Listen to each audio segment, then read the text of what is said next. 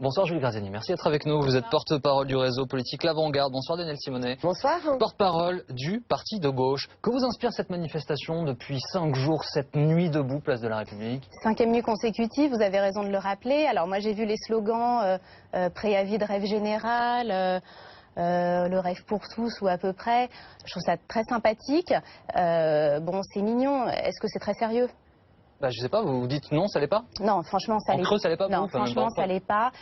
Moi, j'y vois une manifestation adolescente. Ils s'opposent, c'est bien naturel. C'est de leur âge. Ils sont inquiets. Ils sont inquiets de la précarité. Ils sont inquiets de leur avenir. Tout ça, on peut le comprendre et c'est très bien. Mais je voudrais rappeler que derrière cette opposition, il y a la loi El Khomri qui, pour la première fois, cherchait à décontracter le marché du travail et qu'on a l'impression que ça devient une espèce de prétexte, finalement, l'opposition à cette loi, pour remettre en question d'une manière générale et d'une manière un peu globale toute la politique qui est menée. Bon, encore une fois, on peut le comprendre. Je crois que la vraie question, il faut en revenir au fond du sujet. Qu'est-ce qu'on fait pour lutter contre le chômage? Alors, justement, on a vu dans ce reportage, les personnes qui se trouvent place de la République assument ce positionnement plus large et disent à chacun, venez apporter vos idées, réfléchissons politiquement ensemble à l'avenir qu'on souhaite défendre. Daniel Simonet, vous n'êtes pas une ado, vous, je crois, pourtant vous êtes rendu place de la République, non? Exactement, et j'essaye d'y aller quasiment tous les jours.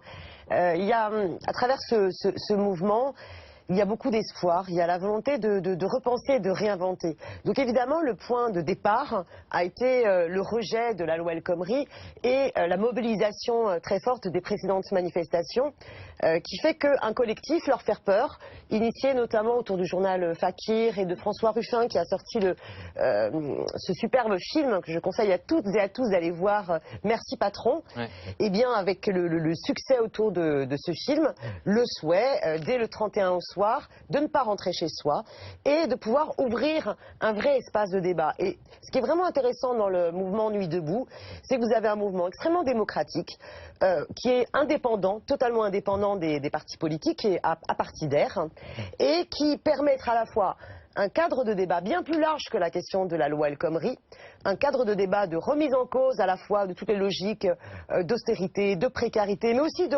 rejet, par exemple, de la constitutionnalisation de l'état d'urgence et de la déchéance de la nationalité, qui a été un débat extrêmement important, et qui permet finalement à la fois une convergence de lutte et à la fois une convergence de gens, avec des profils et des histoires différentes. Vous ne croyez pas que ce mouvement puisse se politiser, comme s'en réclament les manifestants, en disant nous on sera les indignés français, par exemple? Moi, j'ai le sentiment que c'est l'esprit de 68 qui jette ses derniers feux.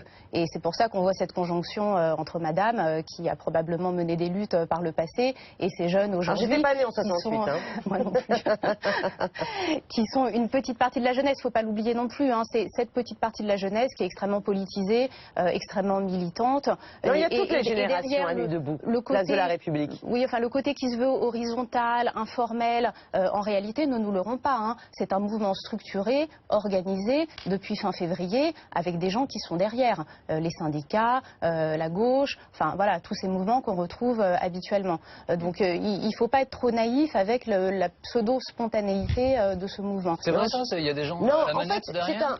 C'est un mouvement qui s'articule avec le mouvement social. C'est-à-dire que par exemple, Nuit debout, place de la République, ont décidé de faire en sorte que les 2 prochaines soirées extrêmement importantes vont se caler sur le calendrier des mobilisations sociales, à la fois des organisations de jeunesse et à la fois des organisations syndicales. Donc vous allez avoir par exemple 2 grandes soirées importantes, à la fois demain soir, après la manifestation dès 18h place de la République, et samedi soir, après la grande manifestation, on invite vraiment toutes et tous à y aller, pour justement permettre des cadres de débat. Et ce qui est très intéressant... Il se passe quoi, pardon, j'avance un peu, mais il se passe quoi à l'issue ils vont pas rester 3 ans dehors, place de la République et ailleurs, parce que d'ailleurs c'est SM, ce soir à Saint-Etienne, à Orléans, il y a des gens qui se retrouvent et qui reproduisent. Alors vous avez le développement de Nuit debout dans plein d'autres endroits, il y a plein d'autres villes où ça se passe. Il se passe quoi? Alors déjà, un premier objectif, c'est d'obtenir cette victoire à travers le retrait de la loi El Khomri. Et le gouvernement doit entendre cette détermination.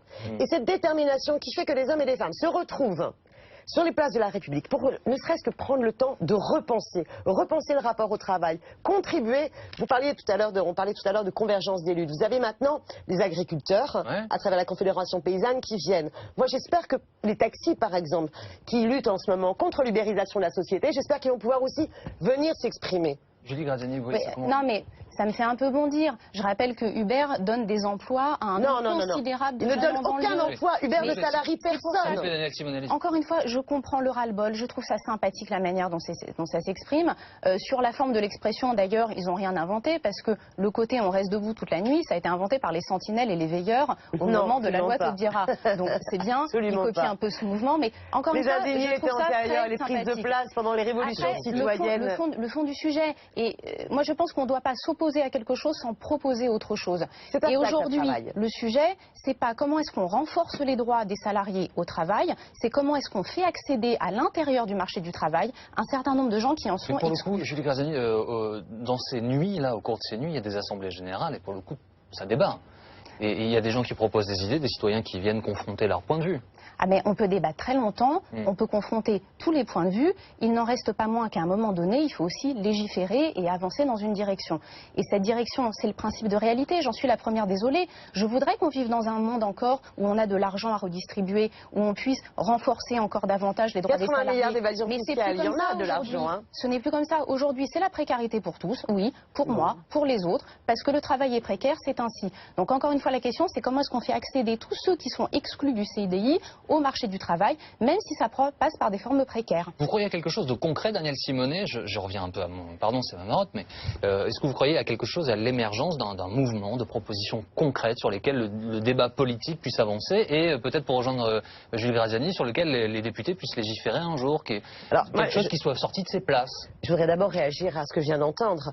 Tout le monde n'est pas dans la précarité. Monsieur Tavares, le patron de Peugeot PSA, il n'est pas dans la précarité. Il touche plutôt 13 000 € par jour quand c'est un salaire annuel d'un SMICAR. Donc on ne vit pas tous la même réalité. Et pour créer de l'emploi, eh bien excusez-moi, mais pour créer de l'emploi, ça n'est pas en précarisant les salariés et en donnant plus de pouvoir aux patrons. Vous ne pouvez pas prendre l'exemple d'un patron du CAC 40. Moi, le dialogue social dans les entreprises dont j'ai la charge, comme administrateur judiciaire, je le pratique tous les jours. Et je peux vous dire que la réalité, la grande réalité des patrons de PME et de TPE, c'est que bien souvent, ils sont plus précaires et moins payés que leurs salariés. Et ça, c'est la réalité. Juste revenons, s'il vous plaît, répondre à ma question. Que peut-il naître de ça? Alors, qu'est-ce qui peut naître d'un mouvement comme cela? Déjà, le fait que les citoyennes et les citoyens reprennent confiance en eux-mêmes.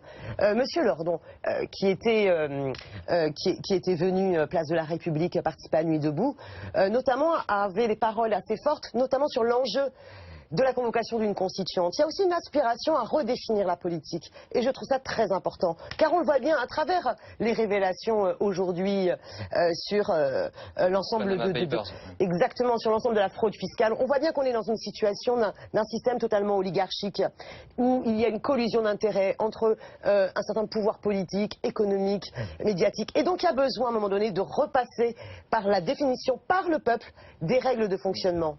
Écoutez, je vais finir sur une note consensuelle. Là-dessus, je rejoins madame, vraiment. Il y a une aspiration des citoyens aujourd'hui, effectivement, à se réapproprier la chose politique.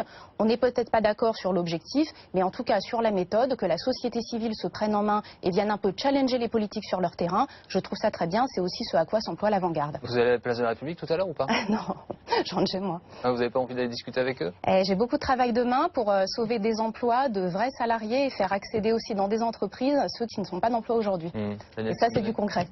Alors moi j'y vais régulièrement en tant que simple citoyenne parce que je respecte tout à fait le souhait de ce mouvement de rester indépendant, mais dès demain matin à 9 h avec des hommes et des femmes que j'ai rencontrés dimanche dans la commission Action de Nuit debout, eh bien on va refaire des criers dans le métro pour justement crier dans le métro. Exactement, alors avec beaucoup d'humour, beaucoup de décalage et pour inciter les Parisiennes et les Parisiens à se préoccuper de la loi El Khomri, à participer aux manifestations et à rejoindre aussi le cadre de débat très ouvert, très démocratique de Nuit debout parce que je pense que c'est une expérience extrêmement novatrice et vraiment qui redonne envie de penser autrement. Merci à toutes les deux d'avoir été avec nous ce soir en direct. Merci. Dans Grand Angle sur BFM TV.